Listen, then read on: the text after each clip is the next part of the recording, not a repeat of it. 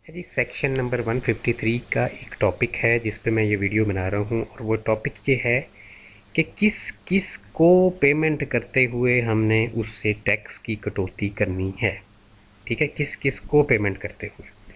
तो देखें, ये इसके टाइटल में क्लियर है कि पेमेंट्स जब आप करेंगे गुड्स की, ठीक है, या आप पेमेंट करेंगे सर्विसेज रेंडर्ड की, यानी सर्विसेज आपने किसी से ली हैं, या आपने किसी से कोई कॉन्ट्रैक्ट जो है वो किया है तो उसकी आप पेमेंट कर रहे हैं।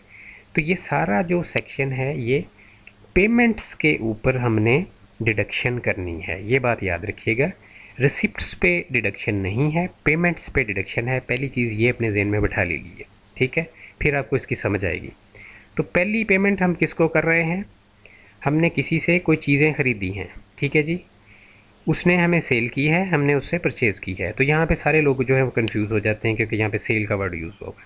तो हमने ये परचेज़ की है, डेफिनेटली हम परचेज़ पे पेमेंट करते हैं, ठीक है। दूसरे बंदे ने हमें सेल की है तो इन्होंने दूसरे बंदे के लिहाज से यहाँ पे लिखा है, ठीक है जी। इसके अंदर टॉल मैन्युफैक्चरिंग भी शामिल है। लेकिन अगर जो पेमेंट है वो 75,000 रुपये से कम है एग्रीगेट में किसी भी फाइनेंशियल ईयर में, तो फिर हम उस पर सेक्शन 153 का इतलाक़ नहीं होगा, ठीक है। दोबारा रिपीट कर देता हूँ, 75,000 रुपये से एग्रीगेट पेमेंट आपकी जो है वो कम है। एग्रीगेट पेमेंट क्या होती है कि आपने 3 पेमेंट की हैं एक फाइनेंशियल ईयर में, एक 10,000 की, एक 15,000 की, एक 25,000 की। आप उनको जमा कर लें तो ये एग्रीगेट कहलाता है, ठीक है। सारी जितनी भी आपने एक पर्टिकुलर पर्सन को पेमेंट की हैं उनको जमा करके देख लें, 75,000 से कम बन रही हैं तो टैक्स नहीं काटना 153 के तहत, और अगर 75,000 रुपया बन गया टोटल तो फिर टैक्स की कटौती होनी है, ठीक है। फिर दूसरी चीज़ क्या है कि आप किसी से आपने सर्विसेज ली हैं, ठीक है, सर्विसेज हमने क्या है ली हैं, तो इस वजह से हम उसको पेमेंट जो है कर रहे हैं ना, हमने सर्विसेज ली हैं। तो इसमें भी हमने टैक्स तभी काटना है अगर 30,000 रुपये से एग्रीगेट जो हमारी पेमेंट बनी है पूरे फाइनेंशियल ईयर के अंदर वो इक्वल 30,000 के बन गई है या ज़्यादा बन गई है। अगर 30,000 से कम है तो फिर हमने टैक्स नहीं काटना। एग्जीक्यूशन ऑफ कॉन्ट्रैक्ट्स जो है इसके अंदर इन्होंने लिख दिया है कि इसके अंदर जनाब contract signed by sports person भी शामिल है, ठीक है। लेकिन सेल ऑफ गुड्स और rendering of providing of services जो है वो शामिल नहीं है, उस पर क्लॉज ए और बी लगेगी, ठीक है जी। यानी कोई भी ऐसा कॉन्ट्रैक्ट जिसके अंदर सेल या परचेज ऑफ गुड्स इन्वॉल्व नहीं है और रेंडरिंग या प्रोवाइडिंग ऑफ सर्विसेज इन्वॉल्व नहीं है, वो सारे कॉन्ट्रैक्ट्स जो हैं उसका इन्होंने बताया है यहाँ पे कि आपने time of making of payment जो है टैक्स की डिडक्शन करनी है।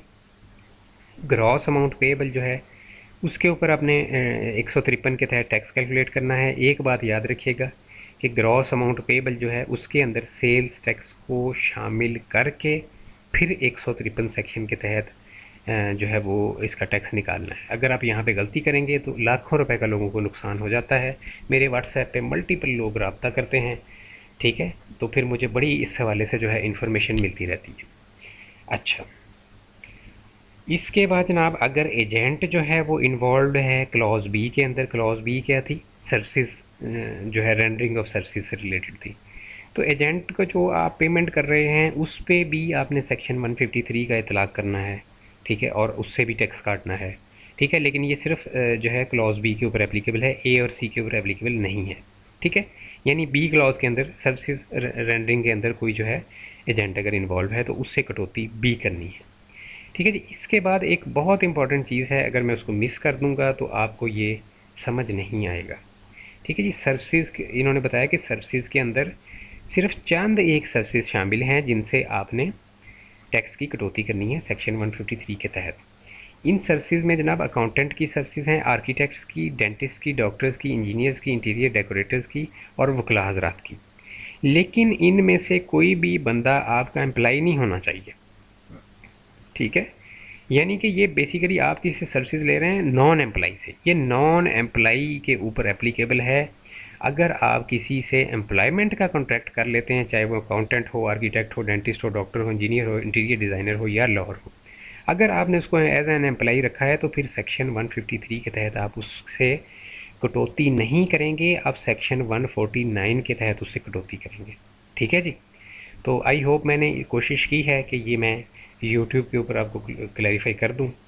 तो किसी भी सेक्शन के ऊपर अगर आपको क्लैरिटी चाहिए तो गूगल के ऊपर आप लिखें या यूट्यूब के ऊपर सेक्शन का टाइटल लिखें।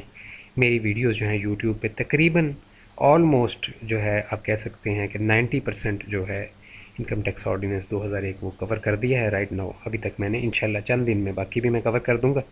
सेल्स टैक्स और प्रॉपर्टी टैक्स के हवाले से भी डिटेल्ड वीडियोस मौजूद हैं।